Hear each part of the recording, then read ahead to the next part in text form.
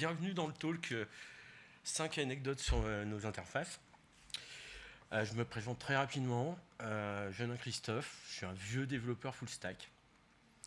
Et je me suis rendu compte que depuis une dizaine d'années, la façon dont on crée nos JHM web ont complètement été modifiées. Il y a 10 ans, on générait tout du côté server-side.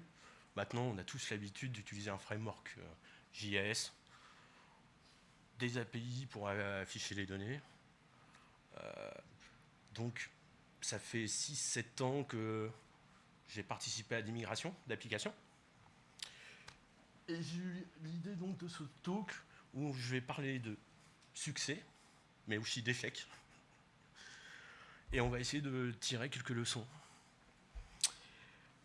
Et petit big up la mutuelle de Poitiers. Il y a quelques captures d'écran qui vont passer dessus. Alors, j'ai 15 minutes. C'est très rapide. Donc je vais speeder. J'en m'excuse par avance. La première anecdote, c'est le classique changement d'interface. Vous avez une vieille charte graphique qui date 99-2000. Et un jour, les utilisateurs, ils en peuvent vraiment plus. Le vert, les boutons sont plus responsifs, l'IHM n'est pas responsive. Donc, on décide de se lancer dans un petit chantier de migration de charte. Bon, c'est assez simple. Ça utilisait déjà des conteneurs, donc des composants. Donc, on a modifié un tout petit peu l'HTML, un peu de JS, surtout beaucoup de CSS. Et on a lancé la migration. Bon, on fait des tests, ainsi de suite. Tout va bien. On met en prod. Et là, on se rend compte, en étudiant les tickets ouverts, vous voyez, la semaine 11, un gros afflux de tickets. C'était la semaine où on a mis en prod la nouvelle charte graphique. Qu'est-ce qui s'est passé ? C'est assez simple. On se demandait pourquoi. Est-ce qu'on avait tout pété nos composants ? Non, pas du tout. On a juste modifié un peu les CSS, un peu de JS. On ne dit pas qu'il n'y avait pas un bug ou deux, mais c'était pas assez énorme pour avoir autant de tickets. Et en fait, on s'est vite rendu compte que comme on avait fait une map Big Bang, qu'on n'avait pas forcément accompagné nos utilisateurs, ils ont cru carrément un changement d'application. Et là, par des biais cognitifs, psychologiques, ils se sont imaginés que leur ancien bouton fonctionnait autrement. Et donc, ils nous ont ouvert des tonnes de faux bugs. Donc, qu'est-ce qu'on peut retenir comme leçon ? D'abord, on évite les maps Big Bang si on peut. Ça, tout le monde le sait, je pense. Et deuxième cas, si on est vraiment obligé de faire, dans ce cas-là, un changement de charte graphique et une map Big Bang, alors essayez surtout d'accompagner vos utilisateurs et surtout prévenez le support. Prévenez beaucoup le support. Pour la deuxième anecdote, ce sera pour un exemple de mise en place d'un remplacement une migration de l'ancien système server-side rendering vers des composants en JavaScript, utilisant un framework React, Angular, Vue, le classique. On se posait la question, comment pouvoir bêta-tester pour éviter, pour avoir un retour le plus rapidement possible de notre infra, de notre structure, ce changement d'architecture. En gros, on a eu l'idée juste de remplacer le composant menu. Le composant menu était facilement rollbackable en cas de problème, et ça nous paraissait une très bonne idée. Donc, on a mis en prod, tout s'est bien passé, sauf que le jour d'après de la MEP, on a regardé notre outil de supervision, et là, on a eu une grosse surprise. on a eu plus de 300% d'appels sur nos API qui gèrent l'affichage du menu. Ça s'explique de façon très très simple.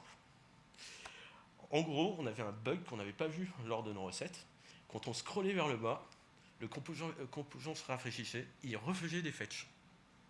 Ça nous a permis de tester notre infra. Mais bon, c'était pas voulu.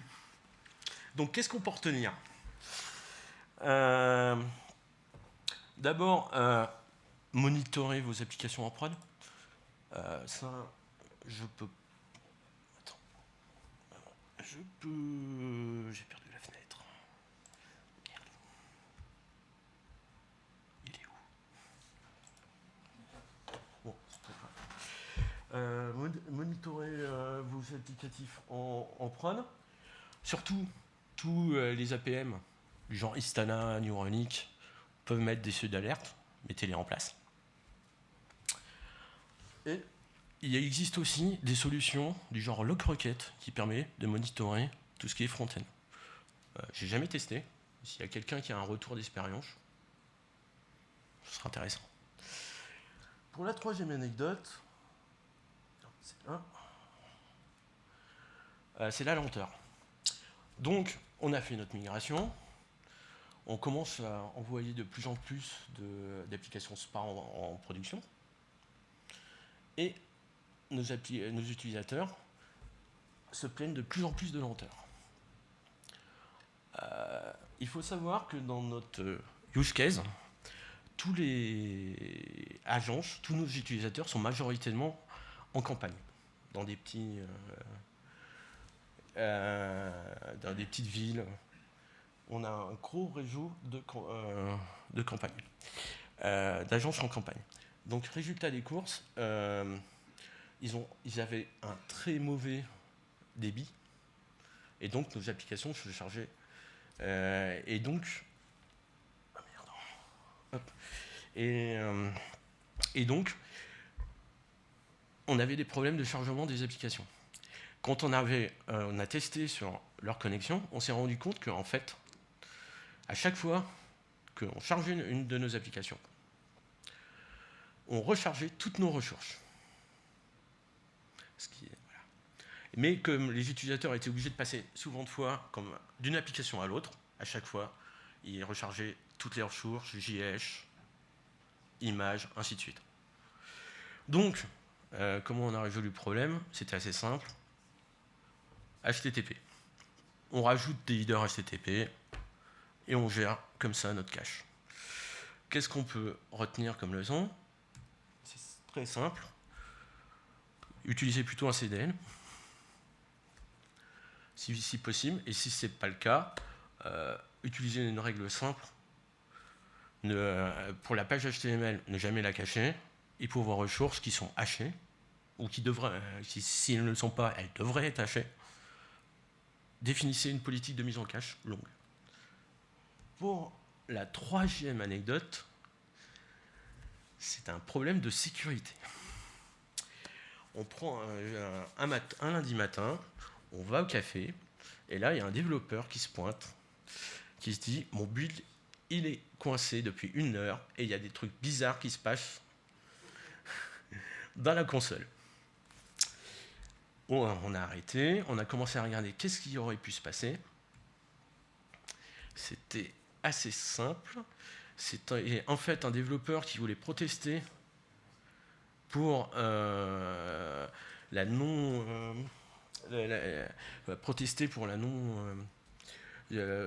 voulait faire une protestation sur la non-participation des grosses boîtes de la tech au projet open source. Et donc, ils ont décidé de mettre une belle boucle infinie dans leur code. Notre système de bundle, en fait, utilisait ColorJS. Et manque de peau, sur certains de nos projets, on faisait des npm install. Donc, le mainteneur, il a livré sa version buggée. Et donc, résultat des courses, certains de nos builds étaient bloqués. Qu'est-ce qu'on peut retenir? D'abord, éviter D'abord, il faut bien connaître nos dépendances NPM. Évitez les chapeaux dans vos package provision pour bien fixer les dépendances. Faites attention, certaines de vos dépendances peuvent aussi connaître le chapeau. Pour tous vos CI, utilisez une PSCI pour être sûr de récupérer la version du package.lock. Et en plus, rajoutez un check de dependencies sur la sécurité. Il y a des services en ligne, du genre Snyk, GitHub le fournit aussi. Et pour la dernière anecdote, c'était plutôt une migration d'application COBOL. Un jour, de vieux développeurs COBOL étaient au café et ils rencontrent un jeune lead tech aux cheveux longs et à la barbe. Et le développeur COBOL était en charge de la migration de l'application desktop qui permettait d'afficher sur les postes de nos utilisateurs les applications COBOL. Sauf que cette technologie devenait obsolète, et donc résultat des courses, il fallait trouver un moyen de migration.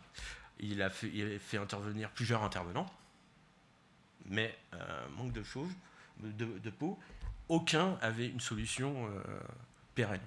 Il fallait toujours modifier le desktop et le COBOL. Ils ont continué à discuter, et là, le jeune développeur, il s'est rendu compte que, en gros, tout ce qui était composition de l'IHM était en fait dirigé par le COBOL. Et là, il s'est dit, pourquoi ne pas faire ça, faire une application web générique et d'afficher les applications COBOL. Donc, ils se sont lancés dans un POC, ils sont arrivés en gros à cette architecture. Donc en haut, vous voyez l'ancienne branche d'architecture, donc très simple. Le COBOL utilise la base de données, tu as un tuxedo qui gère les transactions, qui est appelé par l'application desktop.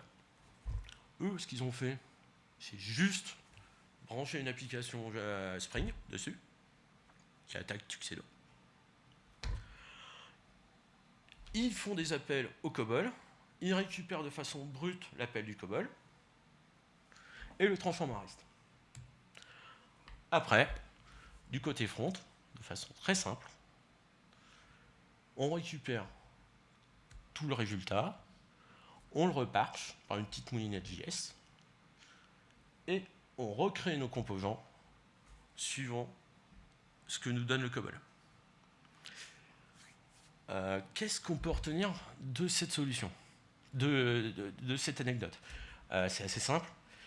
La solution est peut-être intéressante, mais c'est pas vraiment ça qui est intéressant. En gros, ce qui a été très intéressant dans cette petite anecdote, c'est surtout que c'était un travail d'équipe au sein d'une DSI. Donc, pour résoudre un de vos problèmes, même un développeur COBOL peut avoir la solution. Il faut agir avec collaboration et bienveillance dans toutes nos équipes. Bon, j'espère que j'étais pas trop rapide. Et je vous remercie de m'avoir écouté. Est-ce que vous avez des questions ?